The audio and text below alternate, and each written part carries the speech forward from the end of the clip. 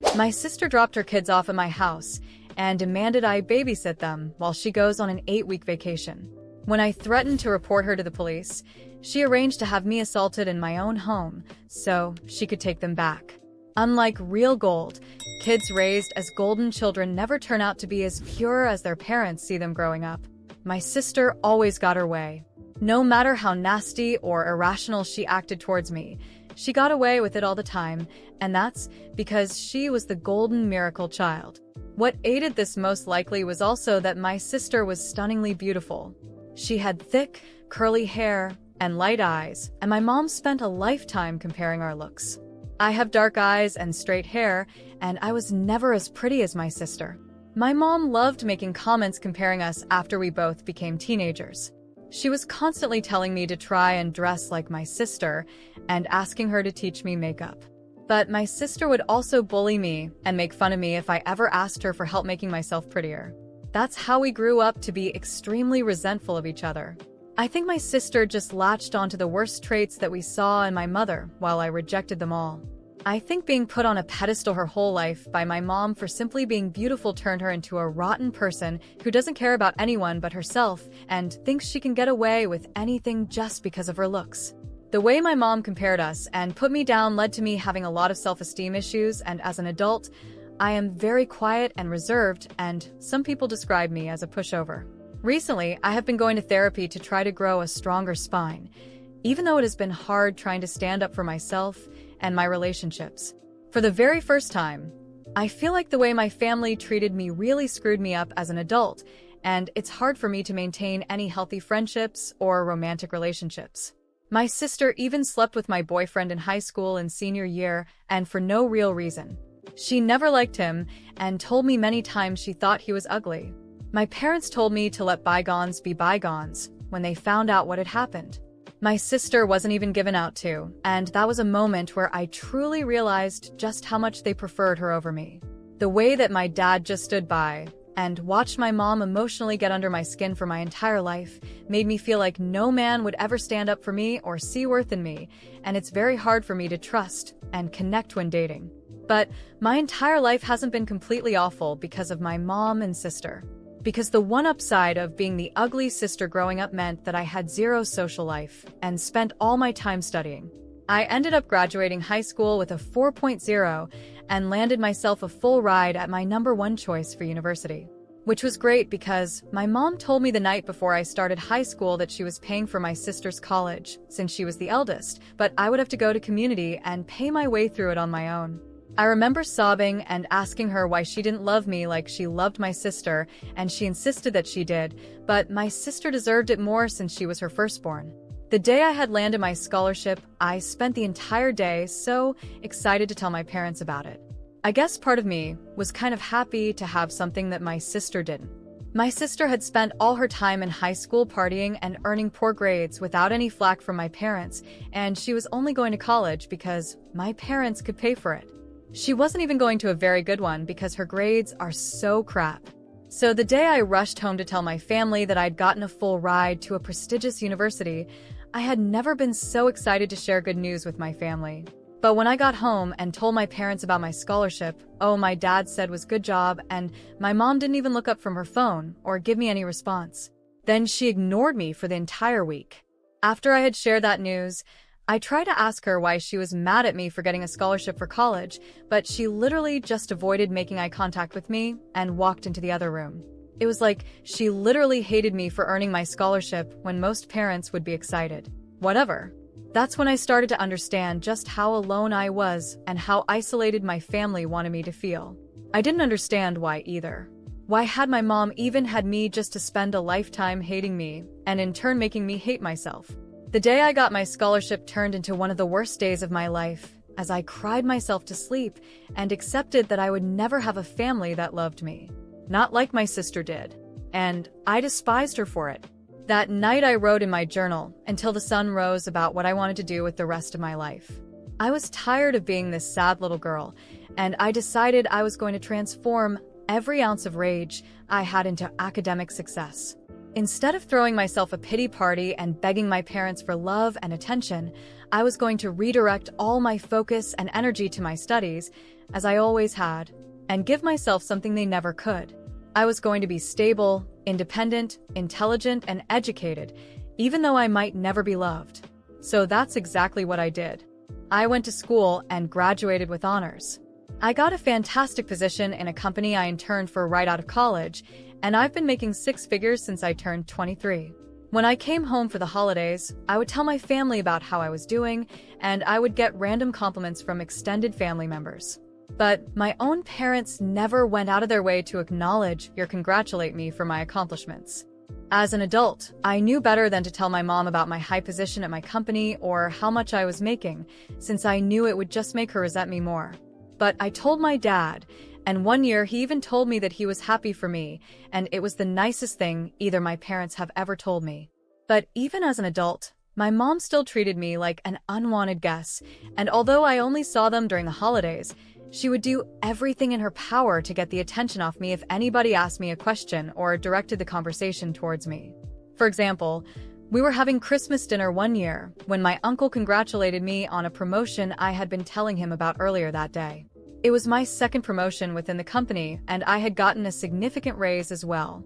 I had been telling him about how I was looking into purchasing my first house. My uncle mentioned the promotion and the potential house, and a few other extended family members congratulated me and were pretty unexpectedly kind about the news. Another one of my cousins asked me what area I was house shopping in, and that's when my mom cut me off and said, "This is boring, can we change the conversation?" Then, under her breath, I heard her say, "It's probably not even true." Anyway, I ended up purchasing my house later that year, and when I posted about it on social media, everybody in my family liked the post except for my mom. I knew she was probably angry because my sister was having a completely opposite life experience than me. She had gone to college right out of high school, all paid for by my parents, and ended up failing out and getting pregnant by her first college boyfriend. I had a sneaking suspicion that my parents had asked her to get rid of the pregnancy, but she ended up keeping it and tried making it work with her baby daddy that she had only known for 4 months. Well, it turns out that they were completely incompatible, but I guess that didn't stop them from trying to make things work or solve their relationship by having another kid. I remember having to hold back tears when I saw her posting about having a second child, since I knew the baby was probably being born into a toxic environment since my sister was such an awful person, as was her baby dad. I had met him at the holidays, but he never even bothered to remember my name or make conversation with me, and every year he would bring home trays of food despite not bringing anything. Obviously, my sister and I's relationship did not improve as we grew up, and we basically didn't talk to each other once we were both moved out of our parents' place. We had each other on social media, and the few times where we would see each other during the holidays, my sister would make nasty comments to me about my weight or the way I was dressing. I honestly think she was just projecting because I wear a lot of designer clothes and I like cycling through my designer purses, and she would constantly ask me what fake a purse I had brought. This time one year, as soon as I walked in the door for Thanksgiving, she looked me up and down and said verbatim, "I see you're dressed up again like the stuck-up Bets you are." It was so ridiculously rude and uncalled for, and she would even constantly insult me right in front of her kids using curses and everything. Despite her kids being young, I don't feel bad saying that my sister is pure trash, and that I didn't feel bad for anything I did after she dumped her kids on my doorstep out of nowhere one day. I had just been relaxing in my house one weekend morning after a long work week when my doorbell rang, and I was completely shocked to see my sister's 10- and 7-year-olds standing on my front porch holding overnight bags. When I asked them what they were doing here, they said their mom was going on vacation for 8 weeks, and that she said I was watching them. My sister and I hadn't spoken since our family's July 4th barbecue, where she told me not to have more than one plate because she was sick of staring at my muffin top. I had no idea why she thought I would be her free babysitter for 2 months. My nephews were good, quiet kids who were obviously confused as well, so I let them inside while I started calling my sister. My sister ignored my first 10 calls, but I kept at it until she finally answered. As soon as she picked up, I said that there was no way that I was watching her kids, and that if she wasn't here to pick them up herself, as soon as possible, then I will be calling CPS on her. I was literally Googling the number for Child Protective Services while I had her on speaker when she dropped a bombshell on me. Her voice got incredibly deep and scary as she blackmailed me by saying that she would call my job and inform them that I was not taking my bipolar medication and get me fired. even though my sister was an idiot who didn't understand anything about my job. My career was the most important thing to me, and I couldn't risk anyone threatening my position there. I just hung up after she said that, and tried to figure out what to do next. Was going to explode from the stress. Not only could I not watch her kids, but I had a trip planned a month from then to go visit my long-distance boyfriend Eric all the way in Australia and meet his family for the first time. We had been dating for a while, and I had been anticipating this trip all year. It was so important since he was introducing me to his mom and dad, and I wanted it to go perfectly.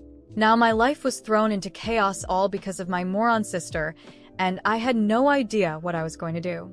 I had no idea who else to call other than my mom, and I shouldn't have been surprised that she sided with my sister just like she had literally always done.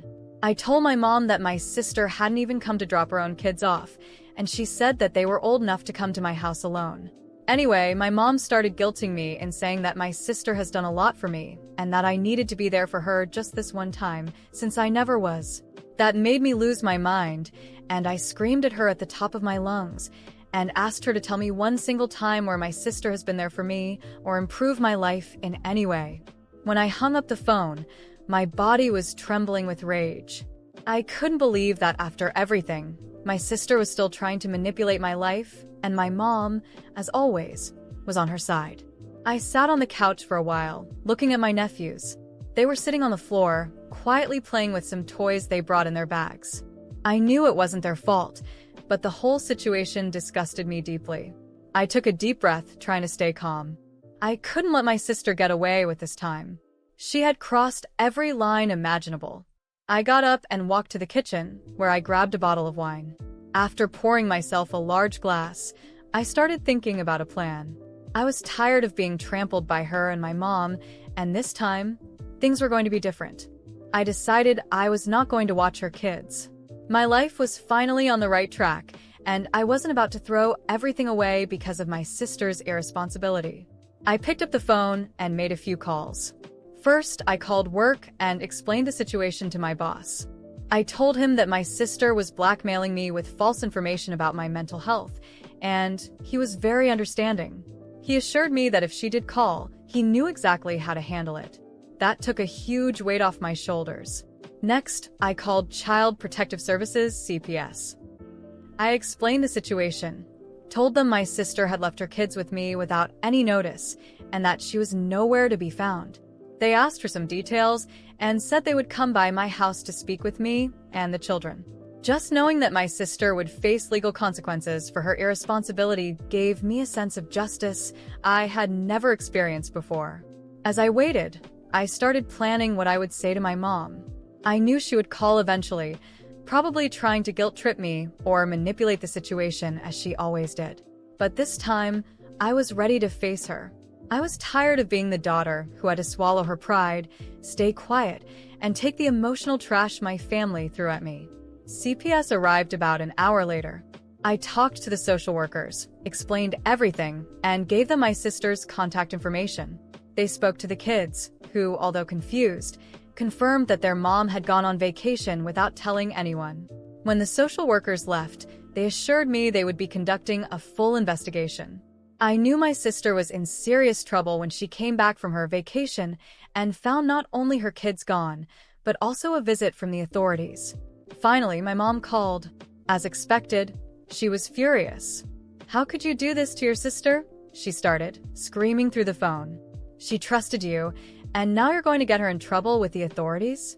You've always been so selfish." I closed my eyes, trying to stay calm, but this time, something inside me snapped. I wasn't going to take it anymore. Selfish. I laughed in disbelief. "You think I'm selfish? My entire life, I've been treated like the trash of this family, while the Golden Princess could do whatever she wanted. She dropped her kids off for 2 months without even asking if I was available, without even bothering to show up. And you think that's fair? And, of course, you're on her side, as always. You've never cared about me, my successes, or my pain. But you know what? That's over. I'm done being your doormat. Not yours, not hers." "You've always been so ungrateful," she screamed back. "Your sister is going through a hard time, and all you can think about is yourself. I raised you to be a good daughter. But look what you've become. Do you really want to see your sister ruined? I laughed again, but this time bitterly. The whole conversation sounded ridiculous. A good daughter? I asked. You raised me to be a second-rate doll, someone you could compare, ridicule, and ignore, while you gave everything to my sister. I was never good enough for you, no matter what I did. I got a full scholarship, graduated with honors, have a successful career, and you still treat me like I'm nothing. And now you want me to take care of your precious daughter's kids while she disappears for 2 months? No way. There was tense silence on the other end of the line. I could feel the fury building inside my mom, but this time I wasn't afraid.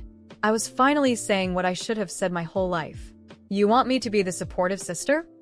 I continued, my voice steady for the first time. Then where was my sister when I needed her? Where was she when she stole my boyfriend, laughed in my face about getting a scholarship, or made horrible comments about my body?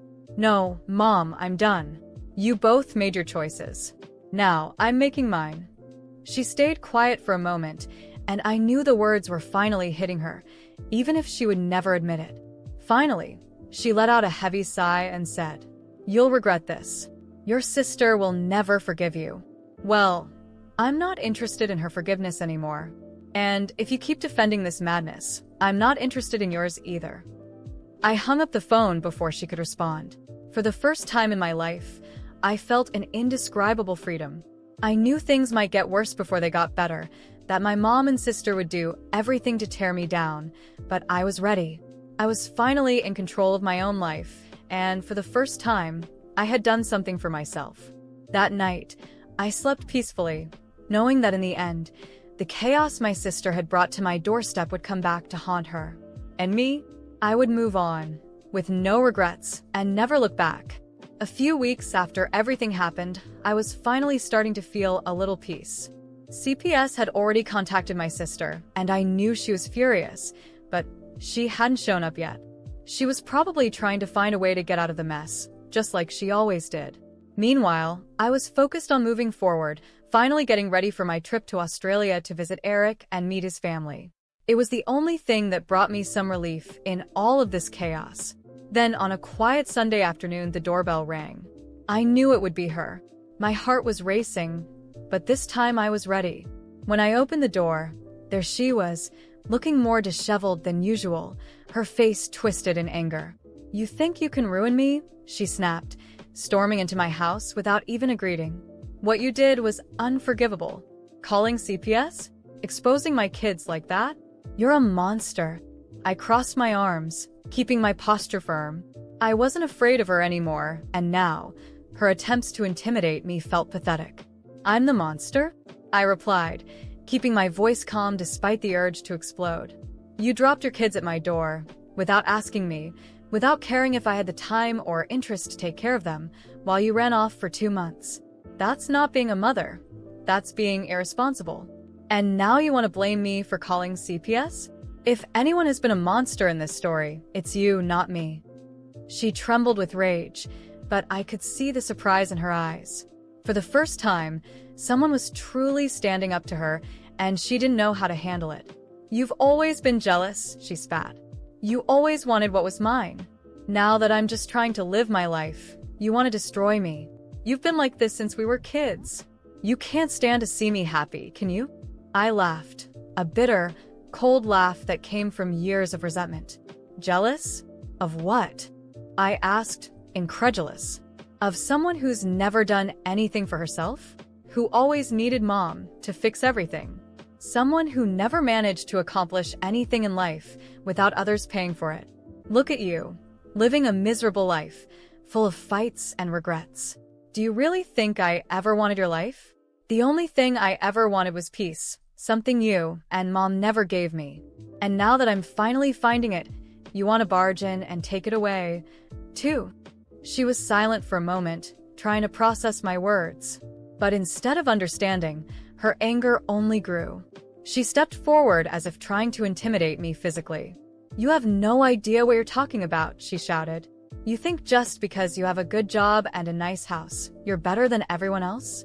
I raised 2 kids on my own, while you're off living your selfish empty life. I stepped forward as well, meeting her gaze directly. I wasn't going to back down. Selfish. My voice was cold, measured. I'm not the one who dumped my kids like they were a burden for someone else to take care of. I'm not the one who tried to ruin my sister's life with pathetic blackmail. The truth is, and you know this, you're mad because for the first time, you can't control me. For the first time, I'm living my life without caring about what you or Mom think. And you know what? I'd rather be selfish and happy than live the miserable, bitter life you chose. She was speechless, but I knew she wouldn't give up that easily. Her eyes filled with tears of rage. "You're going to regret this," she screamed. "I'm your sister. How could you betray me like this? I will never forgive you." And when Mom finds out, I cut her off, raising my hand. "Enough." My voice was firm, unwavering. "I don't care about your forgiveness anymore. I've spent my whole life begging for something I never got, and now I finally realize I don't need you or Mom. I don't care what she thinks or does. The life I have now, I built it on my own, without any help from either of you. And I will continue to live my life in peace, without your drama and blackmail." She stared at me as if she couldn't believe what she was hearing, and I knew in that moment that something had changed forever. She had expected me to back down like I always did. But this time there was no fear, no guilt. There was only freedom. "Now, get out of my house." I pointed to the door. "And don't come back. Our relationship is over. Go live your life however you want, but leave me out of it." She hesitated for a moment, but when she saw I wasn't going to give in, she turned sharply and stormed out, slamming the door behind her. I stood there for a moment, feeling the weight of that moment dissolve. As painful as it was the first time I truly felt in control of my life. After that day, we never spoke again. Not her, not my mom. The silence that followed was strange at first, but I soon realized just how liberating it was. I was finally free from the chains my family had placed on me my entire life. As for my nephews, I truly felt sorry for them, but I knew I couldn't sacrifice my own peace to fix the mess my sister had created. It wasn't their fault, but I couldn't be the solution. And even with that difficult decision, I moved on, focusing on building a life that was truly my own. Years later, I still look back and think about that final conversation with my sister. I don't feel regret. In fact, I feel immense gratitude for finally breaking free from that toxic cycle. Sometimes, the peace we seek comes from cutting the ties that bind us to suffering, and I chose peace. And I've never looked back.